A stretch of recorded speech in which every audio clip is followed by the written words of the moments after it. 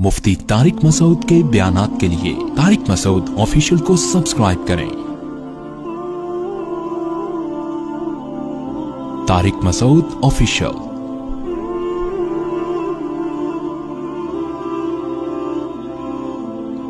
अल्लाह ने आदम अलैहिस्सलाम का वाक़या बयान किया कि वइज़ क़ुल्ना लिल मला वलक़द ख़लक़नाकुम, हमने तुम्हें पैदा किया। और कैसे? मिट्टी से, आदम को। फिर हमने आदम फरिश्तों को हुक्म दिया कि आदम को सजदा करो। ये हमें दुनिया में जब लाया जा रहा है तो हमें प्रोटोकॉल दिया जा रहा है। और जो आदम को नहीं मानते, जो कहते हैं बंदर से इंसान बनाए, उन्होंने इंसान को प्रोटोकॉल बोलो नहीं दिया। उन्होंने तो इंसान की एक इत्तेफाकी हादसे का नतीजा है वो तो फिर इंसान की काबिल इज्जत थोड़ी हुआ। हमें बताया जा रहा है कि इंसान जब दुनिया में आया बड़े एहतमाम के साथ आया था, वो ऐसे ही नहीं आ गया। सारी मखलूक ने उसको, आदम को सजदा किया। शैतान अड़ गया। अल्लाह ने कहा कि तूने सजदा क्यों नहीं किया? क़ाल अना खैरुम मिन्हु, मैं इससे बेहतर हूँ। खलक़तनी मिन नार, तूने मुझे आग से बनाया और इसे मिट्टी से बनाया। आग मिट्टी को सजदा नहीं कर सकती। कुरान कहता है, हमने कहा फ़हबित मिन्हा, दफा हो जा यहां से, निकल जा यहां से। तुझे इसकी इजाजत नहीं है कि मेरे हुक्म के सामने तू तकब्बुर कर। इन्नका मिनस सागिरीन, आज से तू मेरी नजर से गिर गया है। बजाय तौबा करने के शैतान ने कहा अनज़िरनी इला यौम युबअसून, ए अल्लाह मुझे क़यामत तक के लिए ज़िंदगी दे दे। अल्लाह ने फरमाया इन्नका मिनल मुनज़रीन, मैं तुझे क़यामत से पहले मौत नहीं दूंगा, कर ले जो करना है। क़ाल फ़बिमा अग़वैतनी, ए अल्लाह इस आदम की वजह से तूने मुझे गुमराह किया है। लअक़उदन्न लहुम सिरातकल मुस्तक़ीम, जब भी ये आदम सीधे रास्ते पे चलेगा मैं उस रास्ते के सामने आकर बैठ जाऊंगा, नहीं चलने दूंगा। ये जेलिसी, हसद इसकी वजह से हुआ, इसकी वजह से हसद में आ गया। थुम्मा लआतियन्नहुम मिन बैनि अदीहिम, ए अल्लाह, यानी चैलेंज कर रहे हैं अल्लाह को, मैं इसके सामने से भी आऊंगा, इसके पीछे से भी आऊंगा, दाएं से भी आऊंगा, वान शमाइलिहिम, बाएं से भी आऊंगा। वला तजिदु अक्सरहुम शाकिरीन, ए अल्लाह इनमें से अक्सर को तू देखेगा कि वो तेरे शुक्रगुजार नहीं बनेंगे। 100% का तो मैं चैलेंज नहीं करता, लेकिन अक्सरियत को जहन्नम में पहुंचा के छोड़ूंगा। कैसे चैलेंज कर रहा है? ये नहीं कह रहा कि मैं सबको गुमराह करने की कोशिश करूंगा, ना ना, रिजल्ट बता रहा है। ये ऐसे है जैसे कोई आपको कहकर गए कि यार फलां दहशतगर्द है, उससे लड़ना है।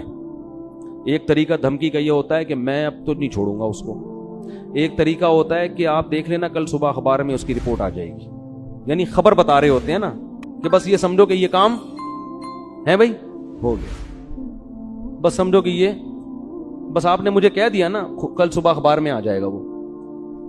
ये तरीका होता है बड़ी धमकी का। तो शैतान ये नहीं कह रहा कि मैं सबको गुमराह करूंगा। शैतान कह रहा है अल्लाह मैं खबर पेश कर रहा हूं, ला तजीदु अक्सरहुम शाकिरीन, अक्सर लोगों को तू देखेगा कि वो शुक्रगुजार नहीं है। और कुरान कहता है वलक़द सद्दक़ अलैहिम इब्लीसु ज़न्नहु, शैतान ने जो दावा किया था ना, उस दावे में शैतान ने अपने आप को सच्चा पाया। अक्सरियत को शैतान जहन्नम का ईंधन बना चुका है। जब शैतान ने यह काम किया, अल्लाह ने कहा उखरुज मिन्हा मज़ऊमम मदहूरा, निकल जा यहां से जलील होकर और धुतकारा हुआ होकर, यानी बजाय तौबा करने के और चैलेंज पे चैलेंज कर रहा है। और फिर अल्लाह ने फरमाया अल्लाह मन तबिअका मिनहुम, ठीक है मैंने तुझे लोगों में छोड़ दिया, तो इनको गुमराह कर, लेकिन मैं तुझे बताऊं कि जो तुझे फॉलो करेंगे लअमलअन्न जहन्नम मिनकुम अजमईन, तुझ समेत उन लोगों को तेरे साथ जहन्नम में डाल के जहन्नम को मैं भर दूंगा। मैं भी जहन्नम भरने में बुखल से काम नहीं लूंगा, लेकिन मैं ये बात तेरी लोगों को बताऊंगा जरूर कि वो तुम्हारे पीछे पड़ा हुआ है। इसके बाद अल्लाह ने आदम अलैहिस्सलाम से, इधर तो अल्लाह का मुकालमा किससे चल रहा है भाई? शैतान से। चल जा, तुझे मोहलत दी, पंजा आजमा तू जाके। इधर अल्लाह ने आदम अलैहिस्सलाम से खिताब किया, वया आदम, और ए आदम, उसकुन अंता वज़ौजुकल जन्ना, तू और तेरी बीवी दोनों कहां जिंदगी गुजारो? जन्नत में। जन्नत में ऐशो इशरत करो। और فَكُلَا مِنْ حَيْثُ شِئْتُمَا، تم دونوں کو میں کہہ رہا ہوں پوری جنت تمہارے لیے میں نے حلال کر دی، جہاں سے کھاؤ چاہو کھاؤ پیو. وَلَا تَقْرَبَا هَذِهِ الشَّجَرَةَ، یہ والا جو درخت ہے کھانا تو دور کی بات، اس کے قریب بھی مت جانا، اس کے قریب بھی مت جانا. فَتَكُونَا مِنَ الظَّالِمِينَ، دونوں ظالمین میں سے ہو جاؤ گے. فوس شیطان آ گیا، اس نے کیسا ہوشیار ہے، چلو پہلے آدمی کو چھوڑ دیتا کہ کل سے میں اپنا کام ابھی تھوڑا ریسٹ کر لوں، ابھی تو دھمکیاں ومکیاں چلی ہیں، ذرا ایک ہفتہ ریسٹ کرتا ہوں، تھوڑا آرام کرتا ہوں، اس کے بعد پھر جو ہے کوشش کریں گے. ویژنری لوگ جو ہے نا وہ ریسٹ نہیں، چاہے اچھا ویژن ہو چاہے برا ویژن، اس سے پتہ چلتا ہے. اور شیطان اس میں کامیاب بھی ہوا. قرآن کہہ رہے اکثریت کہاں جائے گی؟ جہنم میں. شیطان نے جو کہا تھا نا کر کے دکھایا، لیکن بے وقوف یہ نہیں دیکھ رہا کہ میں بھی تو جا رہا ہوں ٹھیک ہے نا، یہ بے وقوفی ہے اس کی. اس نے کہا کوئی بات نہیں، ہم بھی جائیں گے، ان کو بھی لے کے مریں گے. تو اسی وقت سے شیطان نے کام اپنا شروع کر دیا. یہ جنت میں کیوں چلے گئے؟ قرآن کہتا ہے فَوَسْوَسَ لَهُمَا الشَّيْطَانُ، دونوں کو جا کے دل میں وسوسے ڈالنا شروع کیے شیطان نے، دل میں وسوسے. لِيُبْدِيَهُمَا وَقَالَ مَا نَهَاكُمَا رَبُّكُمَا عَنْ هَٰذِهِ الشَّجَرَةِ، ان کے دل میں جا کے خیالات ڈالے کہ دیکھو پوری جنت میں ہر چیز کھانے کی اللہ نے اجازت دے دی ہے، یہی والے پہ پابندی لگائی ہے، اس کا مطلب اس میں کچھ ایسی خاص چیز ہے جو دوسروں میں نہیں ہے. یہ انسان کی نیچر ہے کہ جس چیز سے روکا جائے نا، آپ تجربہ کر کے دیکھ لیں، گھر میں نا ایک الماری رکھیں اور ہر جو دراز ہوتی ہے نا اس میں کسی میں لاک نہ لگائیں، ایک میں لاک لگا دیں، اس میں کچھ بھی نہیں ہے، اس میں مری ہوئی چھپکلیاں ڈال دیں آپ. بے شک بچوں کو بولیں کہ اس کو نہیں کھولنا، بچے کسی کو نہیں کھولیں گے سوائے اسی کو کھولنے کی، ان کو ہوگا. وہ یہ شیطان وسوسے ڈالتا ہے، وہ نافرمانی کرواتا ہے. اب آدم علیہ الصلوۃ والسلام کے دل میں اور اما حوا ان کی زوجہ دونوں کے دل میں شیطان نے وسوسہ ڈالا اور کہنے لگا ما نہاکما ربکما عن ہذہ الشجرہ، دیکھو اس درخت میں کچھ تو ہے، اللہ چاہتا ہے کہ تمہیں جنت تو ملے لیکن وقتی، عارضی، موت تو ہے نا، وہ تو یہاں بھی مرو گے تم. تو لگتا ہے کہ اس درخت میں ایک چیز ہے کہ یہ درخت کھاتے ہی ہمیشہ زندگی، موت، یہ ایسی ویکسین لگ جائے گی یہ کورونا سے حفاظت کی ویکسین ہے، اور کورونا نہیں بلکہ یہ موت سے حفاظت کی کیا ہے؟ ویکسین ہے. یہ کھاتے ہی موت پروف ہو جاؤ گے. اور دوسری بات، فرشتے بن جاؤ گے جن کی ہزاروں سال عمریں ہوتی ہیں. یہ چکر ہے. قرآن کہتا ہے ایسے دل میں بار بار بار بار. اب پیغمبر جو ہے نا ان کے بارے میں پوری امت کا اجماع ہے، ان سے صریح نافرمانی نہیں ہوتی، البتہ یہ ضرور ہے کہ ان سے اجتہادی غلطی ہو جاتی ہے.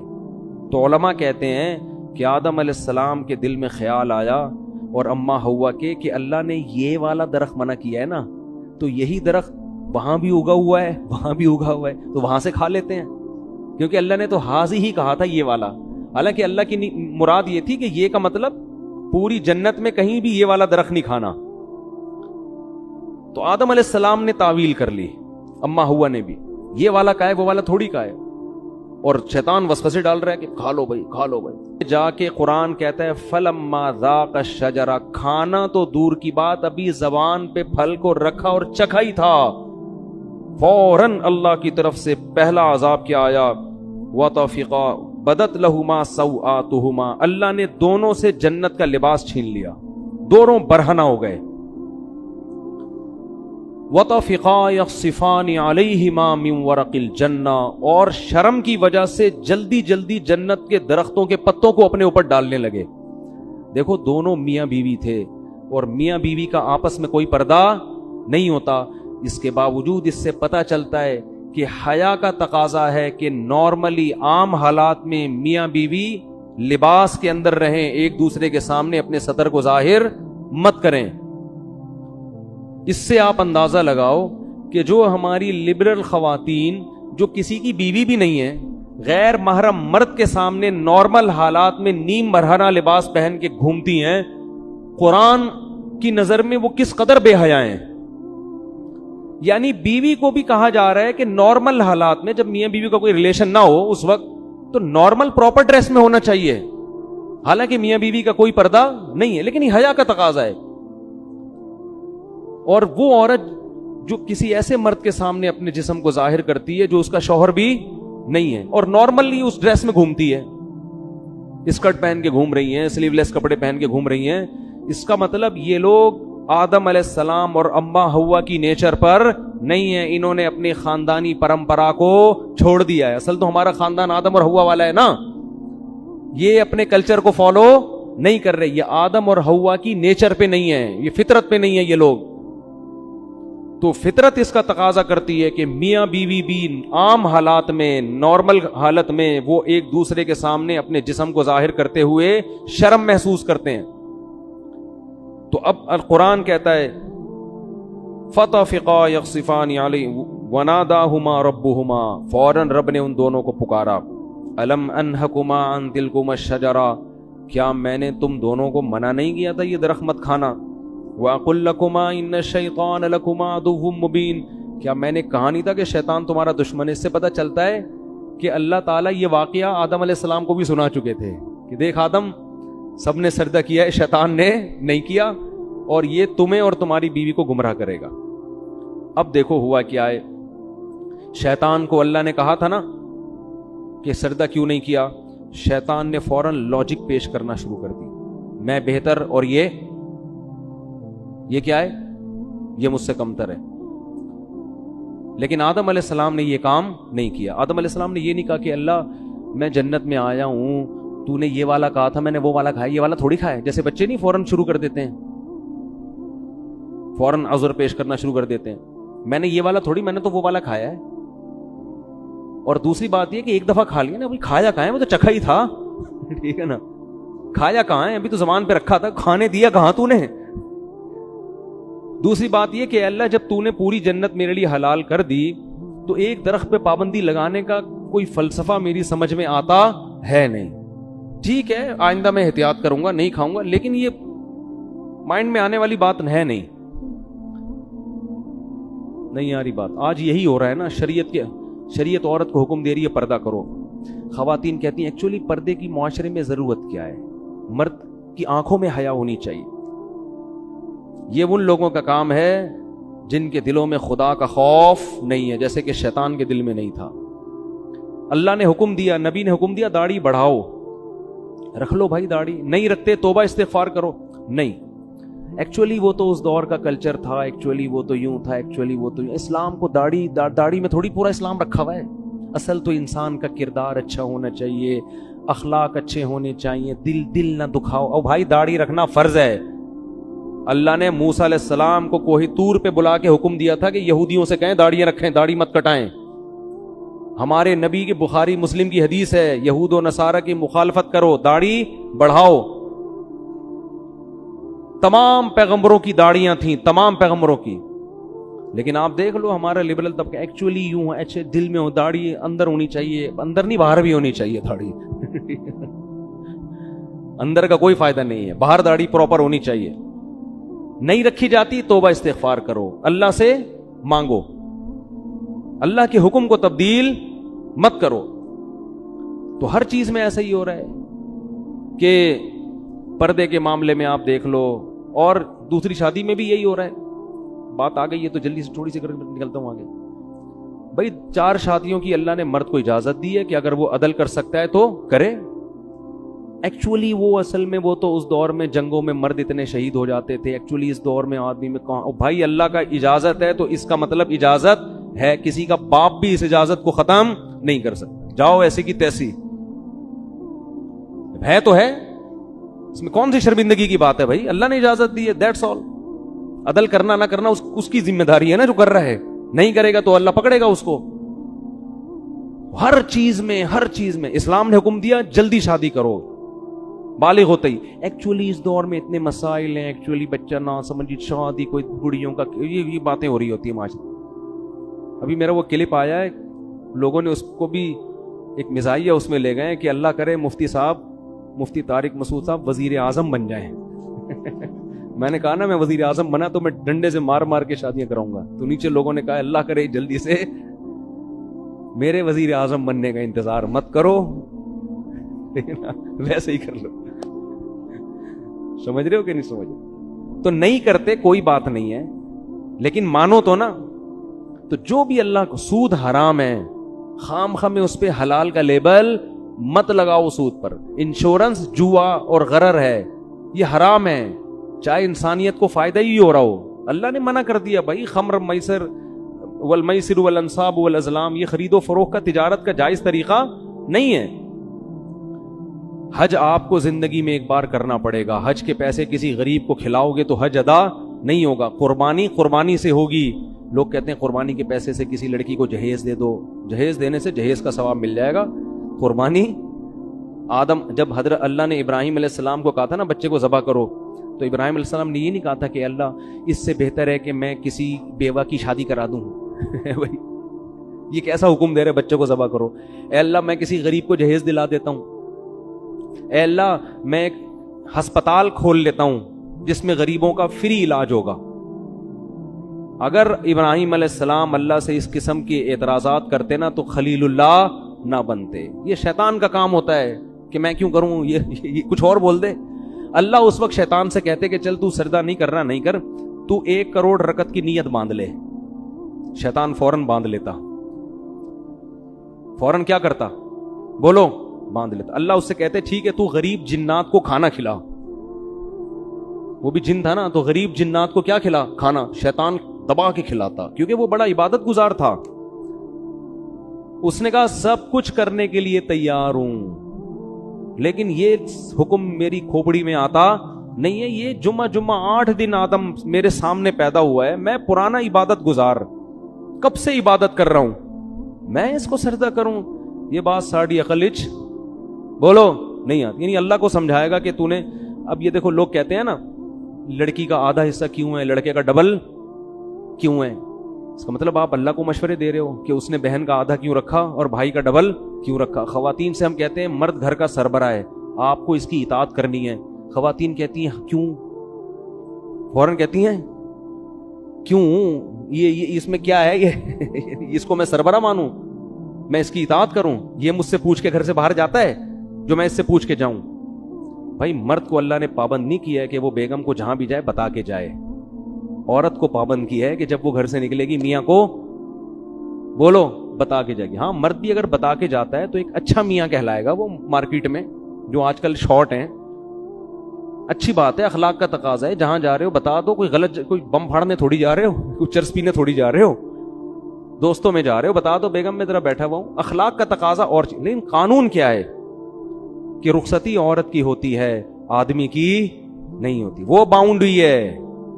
لیکن آج کل سسٹم الٹ, آدمی کی ایسی کی تیسی ہو جاتی ہے. کم بخت 2 منٹ نہیں کہیں بیٹھ سکتا, لوکیشن پہ پتہ چل رہا ہوتا ہے کہاں بیٹھا ہوا اس وقت. پوری میپ پہ لوکیشن ڈالی ہوئی ہوتی ہے, اپنے بندے کا DNA ڈالا ہوا ہوتا ہے اس میں. تو لوگ پھر ڈپریشن میں آتے ہیں, یار گھر سے باہر کہیں آزادی ختم ہو گئی. تو اس کو اللہ نے پابند کیا ہے. ہاں پابند کا یہ مطلب نہیں کہ جیل خانے میں ڈال دیا, اب اس کو کہیں جانے ہی نہ دیں آپ, لیکن شوہر کو اعتماد میں لینا ضروری ہے. اب خواتین کہتی کیوں, ہم تو مرد کے برابر ہیں. بھئی اللہ نے نہیں بنایا آپ کو. للرجال علیہن درجہ, اللہ کہتے ہیں میں نے مرد کو عورت پر ایک درجہ فضیلت دی ہے. تو عقل مند عورت کہے گی بھئی اللہ نے اس میرے میاں کو میرا سربراہ بنا دیا, اے اللہ میں تیرے حکم پہ راضی ہوں. اگرچہ مجھے کھوپڑی میں آتا نہیں ہے, لیکن میں اس کو سر کا تاج بناؤں گی, اس کی خدمت کروں گی, اس کو عزت دوں گی, اس کو احترام دوں گی. عقل مند عورت یہ کرے گی کس کو خوش کرنے کے لیے, اللہ کو, کہ بھئی یہ بھی مر جائے گا ایک دن تو مجھے اللہ اس پہ کیا دے گا, اجر, کہ تو نے اپنے شوہر کو راضی رکھا تھا. اور اللہ نے میاں کو پابند بنا دیا کہ سارا خرچہ کس کے ذمے ہے, تمہارے ذمے. اب میاں بیوی کو سمجھا رہا ہوتا ہے ایکچولی آج کل مہنگائی کا دور ہے, ایکچولی تم بھی جاب کرو, دیکھو گھر مل کے ایسا نہیں ہوتا, یہ ٹوپی ڈرامے ہیں بھائی. جب اللہ نے کہہ دیا بما انفقوا من اموالہم, مہنگائی ہو یا سستائی ہو, گھر کا سارا خرچہ کس کے ذمے ہے, آدمی کے ذمے.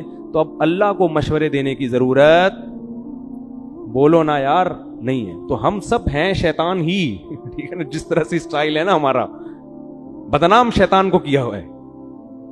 کام سارے ہمارے بھی وہی ہیں. تو شیطان نے کہا تھا نہیں میری کھوپڑی میں نہیں آ رہا. آدم کو اللہ نے کہا میں نے منع کیا تھا مت کھانا. تو آدم علیہ السلام نے یہ نہیں کہا ایکچولی اللہ مجھے اصل میں کنفیوژن ہو رہی تھی تھوڑی, یہ والا یا وہ والا. تو اصل میں وہ نا جیسے ہی اللہ نے کہا میں نے منع کیا تھا, آدم نے کہا ربنا ظلمنا انفسنا. دونوں مل کے دعا مانگنے لگے میاں بیوی, اے ہمارے رب ہم نے اپنی جان پہ ظلم کیا, کوئی عذر نہیں, غلطی ہو گئی.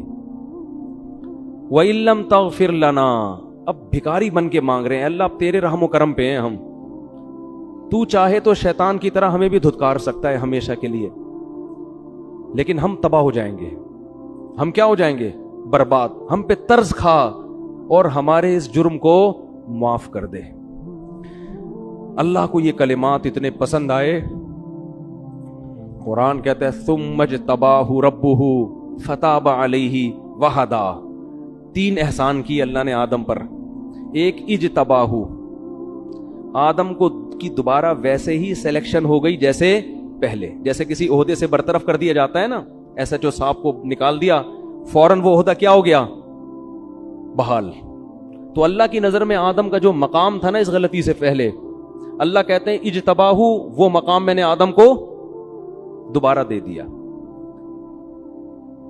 ثم اجتباہ ربہ فتاب علیہ. نمبر 2, گناہ بھی معاف کر دیا. صرف دنیاوی لحاظ سے جو عہدہ ملا تھا وہ واپس نہیں ملا, بلکہ جو غلطی تھی وہ بھی معاف.